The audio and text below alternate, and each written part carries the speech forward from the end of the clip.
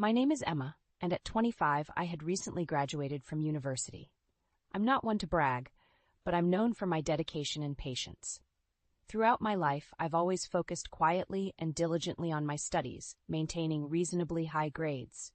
I have dreams that I aspire to fulfill, and while I'm content with my daily life, there is a significant worry that haunts me. One day, within moments of my father's funeral, my mother Linda and my sister Olivia confronted me. Their intentions were clear. They planned to sell our family home and move into a luxury condo. But that wasn't the most shocking part. They demanded that I relinquish my right to our father's inheritance. "You're not thinking you'll get a dime of our father's inheritance, are you?" Linda sneered. My sister Olivia chimed in, her voice dripping with cruelty. "Or face a horrifying mask of cruelty." Olivia's boyfriend stood beside her, his laughter adding insult to injury. I couldn't believe it. Our father's funeral had just concluded, and here they were, talking about these things as if it were just a casual conversation. "You're the absolute worst," I finally snapped. "I can't stand this anymore. I'm cutting ties with you all." My words hung in the air, heavy with tension. Just as I shouted those words, the doorbell rang, interrupting our family feud. I went to answer it, feeling a mix of emotions and not knowing what to expect. Standing on the doorstep was a man who seemed vaguely familiar, though I couldn't quite place him. I greeted him with a hesitant, "Hello?" "My condolences for your loss," he said with a deep bow. His name, he introduced, was Mr. Anderson. His presence was unexpected and puzzling, but I invited him inside, wanting to know more about the purpose of his visit. Little did I know that Mr. Anderson's arrival would set in motion a series of events that would change my life forever. I led Mr. Anderson into our living room, still bewildered by his sudden appearance. He seemed composed and professional, which provided some comfort amidst the chaos that had erupted in my family. "My name is Emma," I said, introducing myself again, hoping to jog his memory about where we might have met before. Mr. Anderson offered a warm smile. "It's a pleasure to meet you, Emma. I know this is a difficult time for you, but I'm here to help." I couldn't help but feel intrigued by this attorney assigned by my father. I gestured to the sofa, inviting him to take a seat. As I settled down across from him, I couldn't contain my curiosity any longer. "Mr. Anderson, may I ask what brings you here? Did my father have any legal matters that needed attention?" He nodded, his demeanor serious. "Yes, your father did have some legal matters to address. But before we dive into that, could you tell me a bit more about yourself and your family?" I hesitated for a moment, unsure of how much to disclose to a stranger. However, there was something about Mr. Anderson's presence that made me feel comfortable. I shared the basics of our family structure, explaining how my mother, Linda, and my sister, Olivia, had presented me with their plans to sell our family home and claim our father's inheritance, leaving me with nothing. Mr. Anderson listened attentively, his expression unreadable. "I see," he said. "Thank you for sharing that with me, Emma. Now, let's discuss the reason I'm here." With that, he reached into his briefcase and pulled out a stack of documents. He handed one of them to me, and I realized it was my father's will. I scanned the document, my heart racing as I read the words carefully. "In his will," Mr. Anderson began, "your father designated you as the sole beneficiary of his inheritance." I couldn't believe my eyes. My father had chosen me as the recipient of his estate. The shock of the revelation left me speechless. My thoughts raced as I tried to process this unexpected turn of events. Meanwhile, Mr. Anderson continued, "Your father also designated me as the executor of his will. He had some concerns about how his assets would be handled after his passing." I looked up at Mr. Anderson, feeling a mix of gratitude and confusion. Why did my father choose me, and why did he have concerns about his assets? Mr. Anderson leaned forward, his eyes focused on mine. "Your father knew you better than anyone else, Emma. He appreciated your dedication and kindness. As for his concerns, well, they are related to the way your family has been handling his assets recently." The mention of my family's actions sent a chill down my spine. What had they been doing? And what had my father seen that troubled him? As Mr. Anderson continued to explain, I realized that my journey was about to take an unexpected and challenging turn. With the weight of my father's will still sinking in, Mr. Anderson and I sat in the living room, deep in conversation. I couldn't help but wonder what my family had been doing with my father's assets that had caused him concern. "Emma," Mr. Anderson began, "I understand that this is a lot to take in. Your father had entrusted me with his wishes, and he wanted you to be aware of certain matters." I nodded, eager to learn more. "Please, tell me everything," Mr. Anderson continued. "Your father was aware of how your family had been handling his assets. He was concerned about the extravagant spending and the way they were squandering the insurance money." I frowned, realizing the severity of the situation. "They've been spending the insurance money recklessly?" Mr. Anderson nodded. "Yes, that's correct. They've purchased a luxury condominium, an expensive car, and indulged in lavish spending on various luxuries. Meanwhile, you've been left to handle all the caregiving and household chores on your own." The truth hit me like a ton of bricks. While I had been caring for my father, my family had been living a life of luxury at his expense. The anger and betrayal I felt were overwhelming, but I tried to keep my emotions in check. "Your father," Mr. Anderson continued, "was aware of their actions but chose not to confront them. He hoped that they would change their ways. However, he decided to take legal measures to ensure that you, his beloved daughter, would be protected." Tears welled up in my eyes as I thought about my father's love and concern for me. "I can't believe they would do this to him," I whispered, my voice choked with emotion. Mr. Anderson placed a reassuring hand on my shoulder. "Your father had a message for you, Emma. He wanted you to know how much he appreciated your dedication and kindness. He wanted you to be happy." I wiped away my tears and nodded. "I'll do whatever it takes to honor his wishes." As we continued our discussion, Mr. Anderson explained that he had been entrusted with overseeing the distribution of my father's inheritance. He also mentioned the importance of upholding my father's values of kindness and righteousness. Deep down, I knew that my path was clear. I needed to pursue a career that would allow me to advocate for justice, just as my father had hoped. I looked at Mr. Anderson with determination in my eyes. "I want to become a lawyer, like you, Mr. Anderson. I want to ensure that justice prevails." He smiled warmly. "I believe you have the potential to make a great lawyer, Emma. I'll be here to guide you every step of the way." With Mr. Anderson's support and my father's memory as my driving force, I knew that I was embarking on a new journey, one that would be filled with challenges and opportunities to make a difference. In the days that followed Mr. Anderson's visit, I continued to reflect on my father's love and the responsibilities he had entrusted to me. It was clear that he had seen through my family's actions and wanted to ensure that I would be protected. One evening, my phone rang and I saw my father's name on the caller ID. My heart skipped a beat and I quickly answered the call. "Dad? Hello?" I said, my voice filled with both excitement and concern. A weak but familiar voice responded, "Emma, it's been a while." Tears welled up in my eyes as I heard my father's voice. "Dad, it's so good to hear from you. Are you doing okay? It's nighttime there, right? How's work?" My father let out a soft sigh. "I'd like to say I'm fine, but I've been having headaches lately. I'm planning to go see a doctor soon." Worry washed over me. "Please take care of yourself, Dad. You mean everything to me." My father's voice warmed with affection. "How's your schoolwork? Is it going well?" I smiled through my tears. "Thanks to you, everything is going well. I'm studying hard to achieve my dream." "That's my girl," my father said with pride. "You're always so diligent. Remember what I always say? Be righteous and kind, right?" I nodded, even though he couldn't see it. "Don't worry, Dad. I'm doing my best." "That's my Emma," he said softly. "I'll bring lots of souvenirs when I come home next time." We continued to talk, sharing stories and laughter, despite the physical distance between us. My father's voice was a comforting presence, and I cherished every moment of our conversation. After that conversation, I hung up the phone, feeling a deep sense of gratitude for the father who had always been there for me. My family was well off, thanks to my elite father who had worked tirelessly around the world. Although he had often been away from home, he had showered me with love whenever we had the chance to meet. I adored him dearly, and he had been my rock, providing me with the strength to endure the challenges that my family had thrown my way.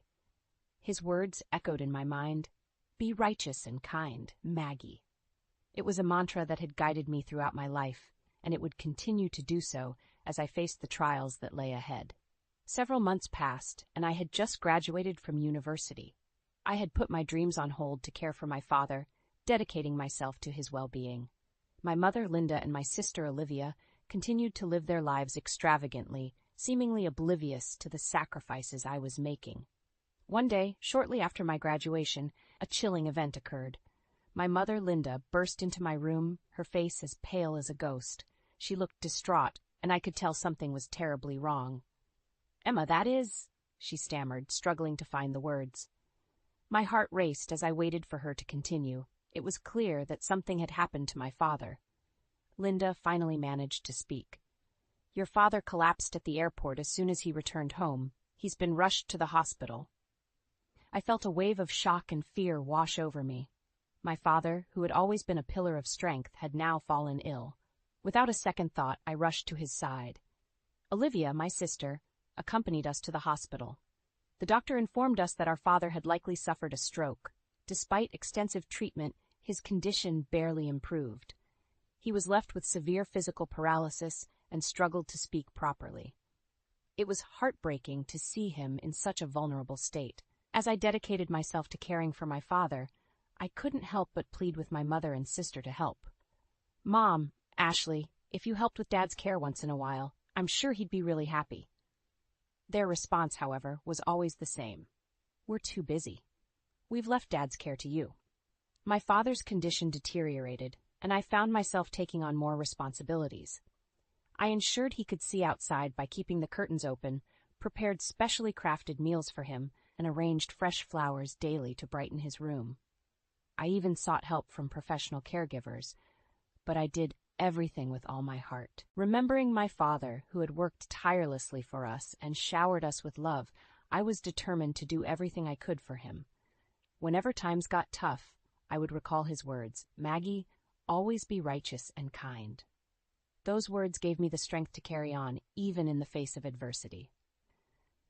One day, while cleaning the house, I overheard a conversation between Linda and Olivia that left me in shock. They were talking about my father's insurance money and his inheritance.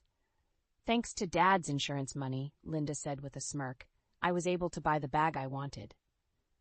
Olivia chimed in, "I know, right? Thanks, Dad. Maybe I should get a new wallet, too." My heart sank as I listened to their callous remarks. They were celebrating their purchases with the money meant for my father's care. But what Linda said next was even more shocking. "If Dad were gone, we'd receive a few $100 million from his life insurance and inheritance," she said casually. "He's been saving up through his job and investments." Olivia eagerly joined in. "Wow, Mom, then we should totally buy a luxury condo. And my boyfriend could live with us." Linda added, "I wish Dad would hurry up and die." I couldn't bear to listen any longer, and I quietly left the scene.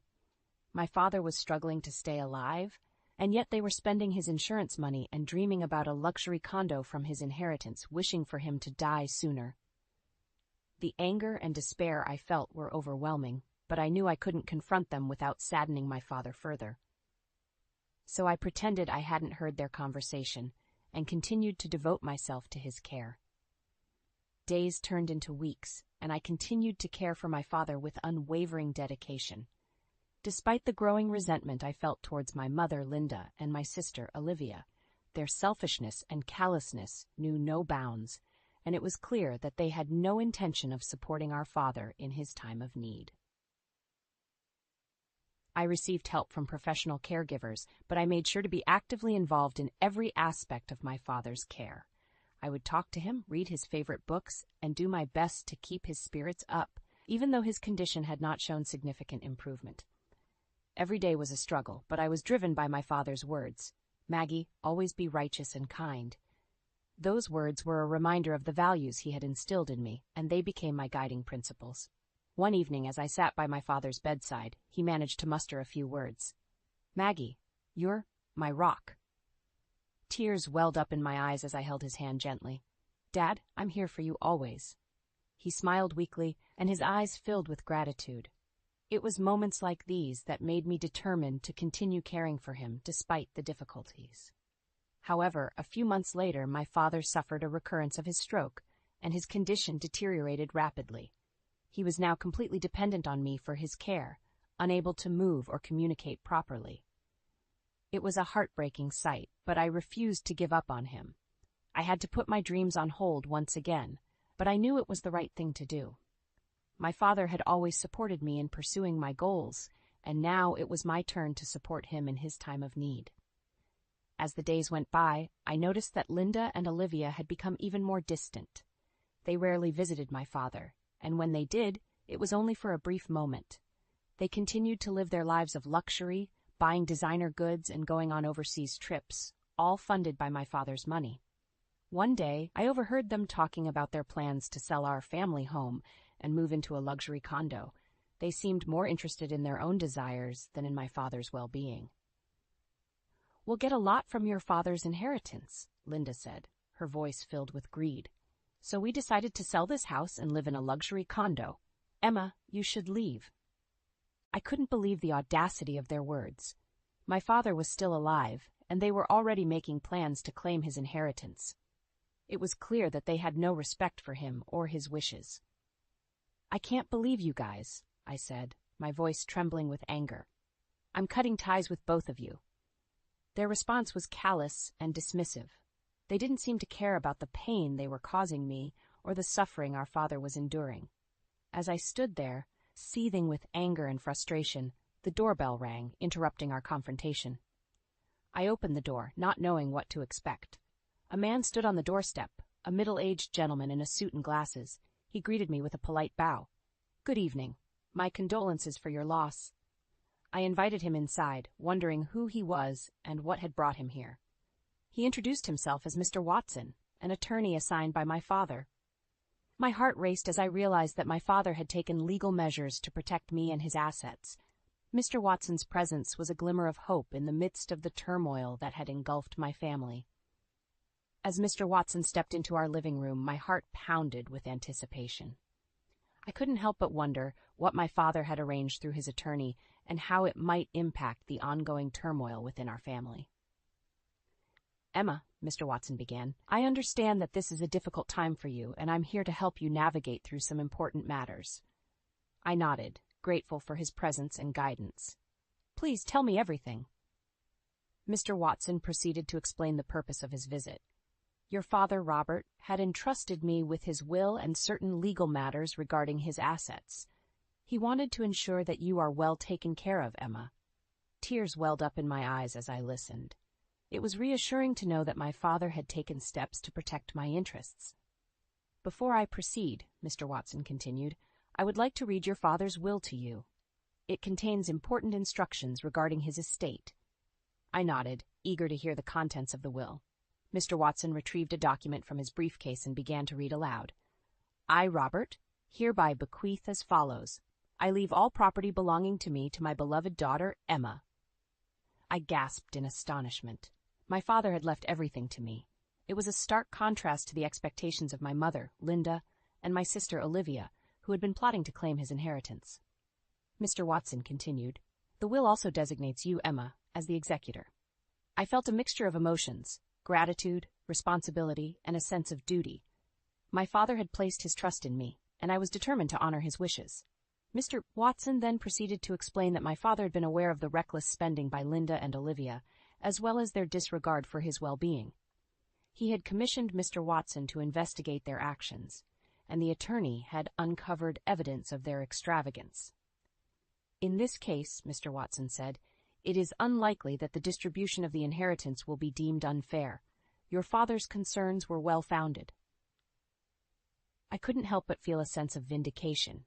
My father's decision to protect me and his assets was justified. However, Linda and Olivia were not pleased with the revelation. They argued that they should be entitled to a share of the inheritance, citing legal provisions. Mr. Watson calmly responded, "You do have the right to claim a statutory reserve from the inheritance, as prescribed by the civil law. However, given the evidence of your extravagant spending and disregard for your father's well-being, it is unlikely that such a claim will be successful." Their faces paled as they realized the implications of their actions. My father had planned meticulously to ensure that justice prevailed, and Mr. Watson was here to uphold his wishes. As Linda and Olivia grudgingly accepted the reality of the situation, I felt a renewed sense of purpose. My father had entrusted me with his legacy, and I was determined to use it to honor his memory and the values he had instilled in me, righteousness and kindness.